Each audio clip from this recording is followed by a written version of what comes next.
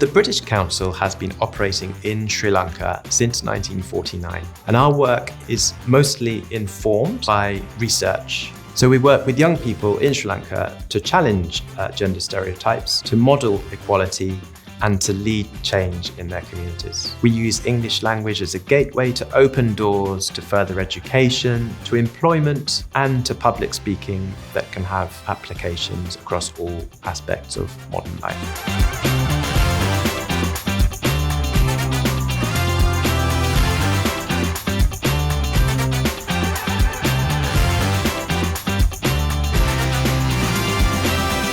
The British Council has been operating in Sri Lanka since 1949.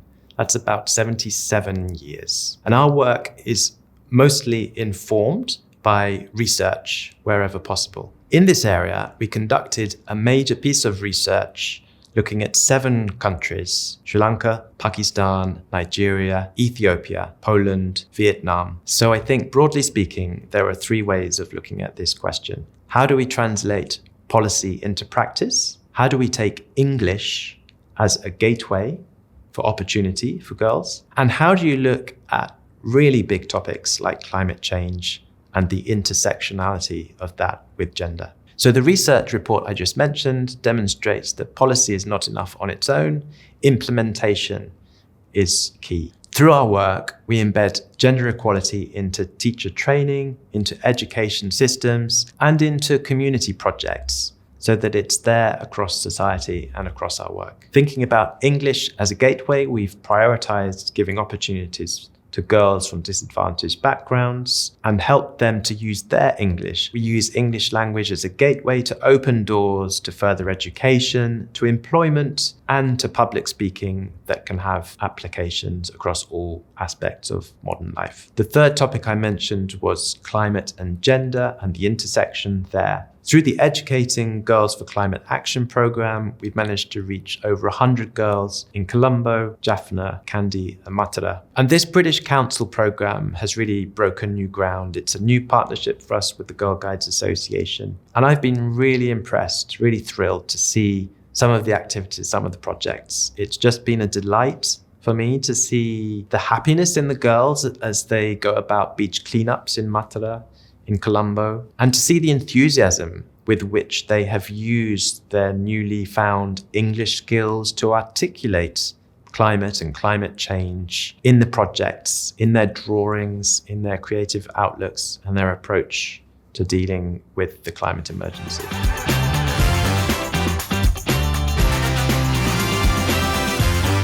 So in our work, we recognize that youth can be change agents. The research confirmed that harmful norms can be the root cause of inequality. So we work with young people in Sri Lanka to challenge gender stereotypes, to model equality, and to lead change in their communities. Just to give 2 examples of a couple of really successful programs, 2 that are very close to my heart.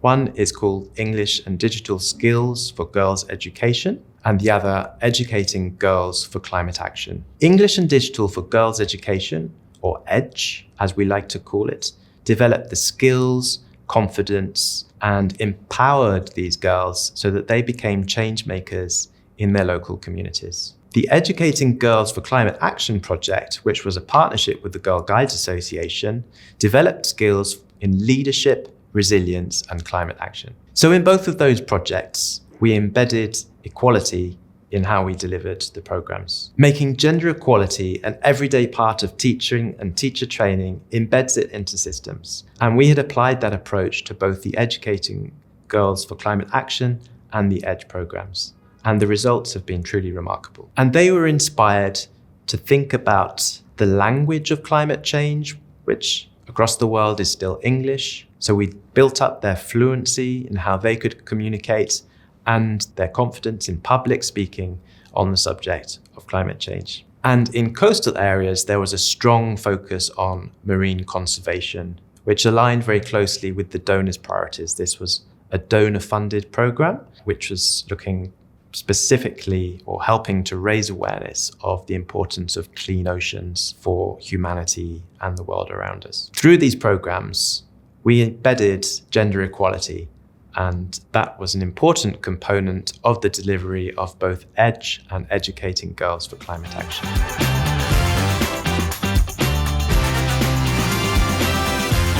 This needs to happen at individual, institutional, and community levels. And that's something that came through very clearly in the Next Generation What We Know About Women and Girls report. We involve men and boys at all levels. This includes our social engagement programs at community level, but also our teacher training, and that impacts on how attitudes are changed at a classroom level. Our emphasis on inclusive pedagogy also ensures that gender equality is embedded into all teacher training. That means that we try to equip all teacher educators with gender-sensitive approaches to how they go about their teaching. And we're creating classrooms and atmospheres within classrooms where gender stereotypes are actively challenged, frequently challenged. I think it's important to note as well that our programs aim for a shared approach. So taking the English and digital skills for girls' education as an example, although the focus was on educating the girls in these clubs, they were going back to their families, speaking to their brothers, speaking to their mothers and fathers. And the end result was a joint effort that gender stereotyping was being erased through these discussions at a community level.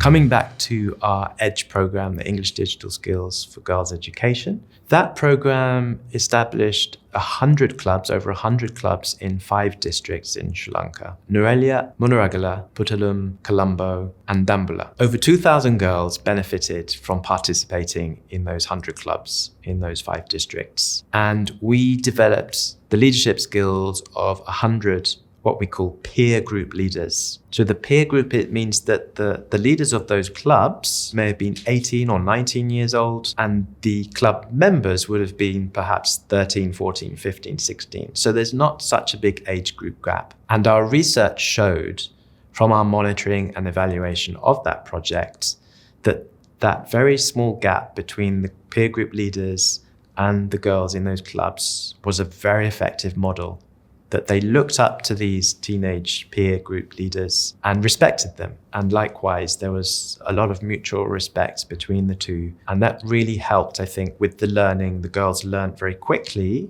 because they could relate to each other very easily. And that helped us achieve a number of things, such as addressing the risks around using digital devices. Most of us adults know that technology can empower, but it also has potential to harm if it's abused or misused. So in our EDGE clubs, we made sure that the girls were guided by the peer group leaders on safe ways to use these devices, and we built their digital skills alongside their English skills, but we also embraced topics such as menstrual health, climate education, and other 21st century issues. Earlier, I spoke a little bit about the importance of the peer group model, the peer group leaders. And what we discovered that the peer group leaders themselves felt a new sense of empowerment, and they became more highly respected, more highly regarded by not only the students in the clubs, if we can call them students, but the parents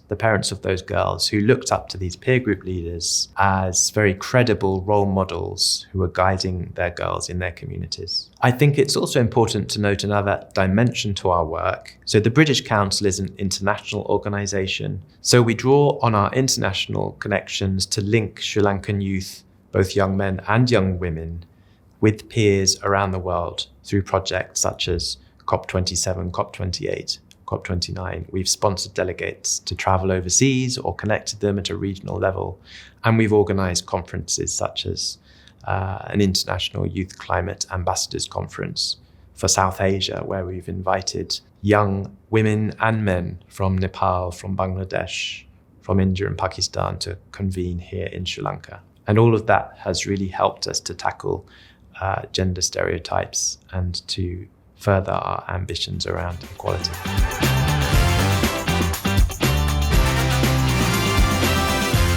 So at the British Council, in all of our projects, be that the British Council's Educating Girls for Climate Action or the British Council's English and Digital Skills for Girls Education, we always seek to work in collaboration with our partners. In the British Council EDGE programme, our delivery partner was Child Fund, and in the British Council's Educating Girls for Climate Action programme, we collaborated with the Girl Guides Association for Sri Lanka.